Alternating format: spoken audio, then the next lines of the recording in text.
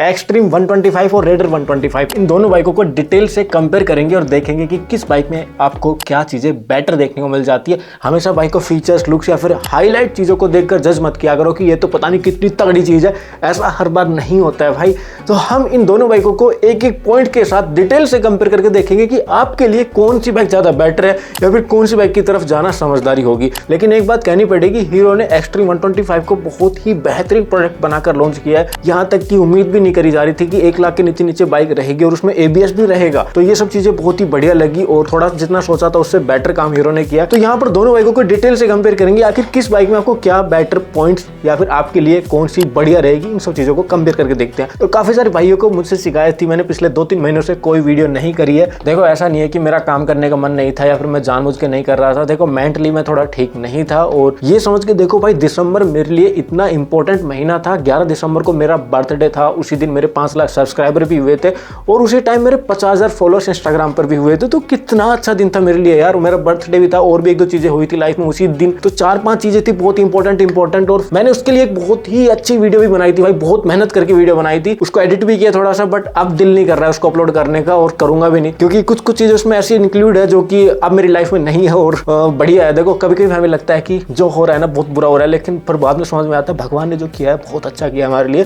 थोड़ा सा प्रिपेयर करना पड़ता है कभी कभी अपने आप को। तो मुझे थोड़ा टाइम लगा, कैमरे के सामने बोलने की हिम्मत नहीं हो रही थी और काफी सारी चीजें जो मुझे फेस करनी पड़ी, बट अभी मैं ठीक हूँ। अभी इतनी हिम्मत है कि मैं कैमरे के सामने आप लोगों से बात कर सकता हूँ, कैमरे के सामने बैठकर। तो इतनी हिम्मत बहुत है, इससे ज्यादा हिम्मत अब मुझे जिंदगी में चाहिए भी नहीं। बस इतना है कि कैमरे के सामने अच्छे से आप लोगों से बातचीत हो जाए। तो काफी सारी बातचीत हो गई है, तो अभी अपनी वीडियो स्टार्ट करते साथ ही आपको बताना चाहूंगा, हेलो दोस्तों, मैं आप सभी का दोस्त राइडर वीर जी, पूरी राइडर फैमिली का स्वागत करता हूँ आज एक नई वीडियो के अंदर।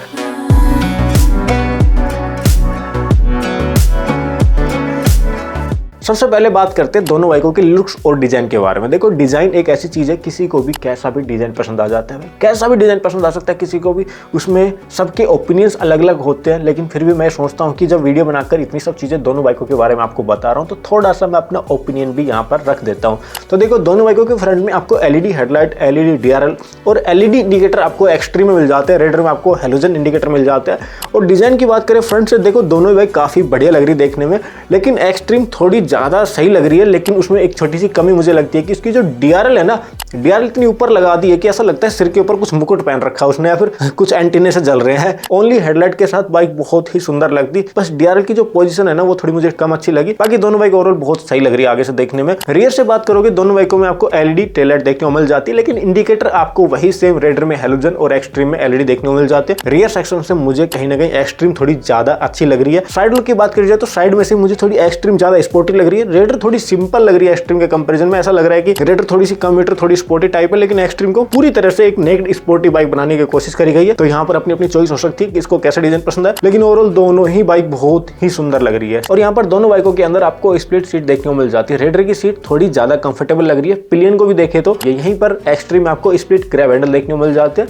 रेडर के अंदर आपको सिंगल पीस ग्रैब हैंडल देखने को मिल जाता है। तो एक्सट्रीम कहीं ना कहीं ज्यादा सुंदर लग रही है यहाँ से देखने में। और यहाँ पर सस्पेंशन की बात करी जाए तो दोनों बाइकों के फ्रंट में आपको टेलीस्कोपिक सस्पेंशन देखने को मिल जाता है, लेकिन एक बड़ा फर्क है, एक्सट्रीम के अंदर आपको 37 mm के डायमीटर का फ्रंट टेलीस्कोपिक सस्पेंशन मिल जाता है, लेकिन रेडर के सस्पेंशन थोड़े से पतले उसके कंपैरिजन में। अभी एग्जैक्ट डायमीटर क्या है उसका मुझे इन्फॉर्मेशन नहीं मिली है कहीं से, बट आई थिंक ये 31 से 33 mm के आसपास कहीं होंगे रेडर की जो फ्रंट सस्पेंशन है। और रियर के अंदर आपको दोनों बाइकों में मोनोशॉक एब्जॉर्बर देखने को मिल जाता है, लेकिन जो एक्सट्रीम का मोनोशॉक है ना भाई, रियर सस्पेंशन है वो सोवा की साइड से, तो आई थिंक वो थोड़ा ज्यादा प्रीमियम रहने वाला है। अब यहाँ पर टायर साइज एंड ब्रेक्स की बात करी जाए तो एक्सट्रीम के अंदर आपको 90/17 का टायर साइज मिल जाता है। रेडर के अंदर फ्रंट में आपको 80/117 का टायर साइज देखने को मिल जाता है। एक्सट्रीम के रियर में आपको 120/80/17 और रेडर के रियर में आपको 190/17 का टायर साइज देखने को मिल जाता है। तो कहीं ना कहीं टायर साइज एक्सट्रीम के थोड़े ज्यादा बेटर है। डिस्क साइज की बात करी जाए तो यहाँ पर एक्सट्रीम में ABS आता है, तो ABS वाला वेरिएंट अगर आप लेते हो तो उसमें 276 mm का डिस्क देखने को मिलेगा। और आपको नॉन ABS वेरिएंट चाहिए जो कि IBS के साथ आता है, इंटीग्रेटेड ब्रेकिंग सिस्टम, तो नॉन ABS में आपको 240 mm का डिस्क देखने को मिल जाएगा। लेकिन यहाँ पर रेडर में आपको सिंगल ऑप्शन है जो कि कमांड ब्रेकिंग SBT के साथ आता है, TS बोलता है, सिंक्रोनाइज ब्रेकिंग सिस्टम। तो यहाँ पर रियर ब्रेक को लगाओगे तो वही दोनों ब्रेक अप्लाई होंगे और सेम ही चीजें हैं दोनों। तो यहाँ पर 240 mm का डिस्क आपको मिलेगा। तो कहीं ना कहीं ब्रेकिंग और टायर साइज के अंदर एक्सट्रीम थोड़ी ज्यादा बेटर है, थोड़े अच्छे प्लस पॉइंट यहाँ पर ये बाइक ले जाती है। यहाँ पर दोनों बाइकों की डायमेंशन की बात करी जाए तो एक्सट्रीम के अंदर आपको 794 mm की सीट हाइट मिल जाती है। यहाँ पर रेडर के अंदर आपको 780 mm की सीट हाइट मिल जाती है। रेडर की सीट हाइट कम है, कम हाइट के बंदे भी आराम से कंफर्टेबल तरीके से चला सकते हैं। व्हील बेस की बात करी जाए तो एक्सट्रीम के अंदर 1319 mm और रेडर के अंदर 1326 mm व्हील बेस मिल जाता है। और यहाँ पर दोनों बाइकों में 180 mm का ग्राउंड क्लियरेंस देखने को मिल जाता है। ये बिल्कुल सेम, इसमें कोई डिफरेंस नहीं है। और दोनों बाइकों में आपको 10 लीटर का फ्यूल टैंक मिल जाता है, रेडर में भी और एक्सट्रीम में भी 10 लीटर, 10 दोनों बाइकों की जो लेंथ है, विड्थ है, हाइट है, उन सब चीजों को मेंशन कर दिया होगा, आप यहाँ से देख लेना। अब बात करते हैं दोनों बाइकों के इंजन के बारे में। यहाँ पर आपको एक्सट्रीम में 125 सीसी का single cylinder 2 valve air cooled engine देखने को मिल जाता है। फ्यूल इंजेक्टेड है, BS6 E20 कंप्लाइंट है और यहाँ पर 11.4 HP की पावर लगभग 8250 RPM पर बनाती है। 10.5 न्यूटन मीटर टॉर्क लगभग 6000 RPM पर बनाती है। 5 स्पीड का गियरबॉक्स मिल जाता है, 0 to 100 जाने में 5.9 सेकंड लगाती है। कर वेट है 136 kg। यहाँ पर रेडर की बात करी जाए तो रेडर के अंदर आपको 125 सीसी का 3 valve oil plus liquid cooled engine देखने को मिल जाता है, जो कि फ्यूल इंजेक्टेड BS6 E20 सब कुछ कंप्लाइंट है। ये भी यहाँ पर पावर फैक्टर की बात की जाए तो 11.2 HP की पावर 7200 RPM पर, 11.2 न्यूटन मीटर का टॉर्क लगभग 6000 RPM पर और 5 स्पीड का गियरबॉक्स मिल जाता है। 0 to 60 जाने में 5.9 सेकंड का टाइम लेती है। कर वेट है 123 kg। यहाँ पर एक बड़ा डिफरेंस आई थिंक आपको देखने को मिलेगा रियल लाइफ के अंदर। हो सकता है दोनों बाइकों का जो 0 to 60 है वो ऑलमोस्ट सेम रहे, लेकिन टॉप एंड कहीं ना कहीं रेडर का ज्यादा बेटर निकल कर आएगा, क्योंकि बाइक का वेट कम है तो power to weight ratio rider का बेटर रहने वाला है। परफॉर्मेंस थोड़ी सी बेटर रहेगी रेडर की, आई थिंक मुझे ऐसा लगता है। बाकी राइड करने के बाद, चलाने के बाद, सब कुछ चेक करने के बाद तो अपन दोबारा से कंपेयर कर लेंगे। और माइलेज की बात करी जाए तो TVS एक्सट्रीम के लिए क्लेम करती है, अरे नहीं मतलब हाँ, TVS रेडर के लिए क्लेम करती है 67 किलोमीटर प्रति लीटर की और हीरो एक्सट्रीम के लिए क्लेम करती है 66 किलोमीटर प्रति लीटर की। तो ऑलमोस्ट सेम आ रही है। बाकी रियल लाइफ में हम देखेंगे क्या आ रही है, इसके बारे में अभी स्पेक्स के अकॉर्डिंग बोलना ठीक नहीं है। इसके अलावा एक डिफरेंस और आ जाता है, एक्सट्रीम में आपको किक देखने को मिल जाएगी, लेकिन रेडर में किक अवेलेबल नहीं है, विदाउट किक रहेगा और ओनली स्लैप का ऑप्शन मिलता है। अभी यहाँ पर मीटर कंसोल की बात करी जाए तो दोनों की मीटर कंसोल में बहुत बड़ा डिफरेंस है। यही रेडर के अंदर मीटर कंसोल को लेकर 2 वेरिएंट आते हैं, एक TFT और एक नॉर्मल फुली डिजिटल मीटर।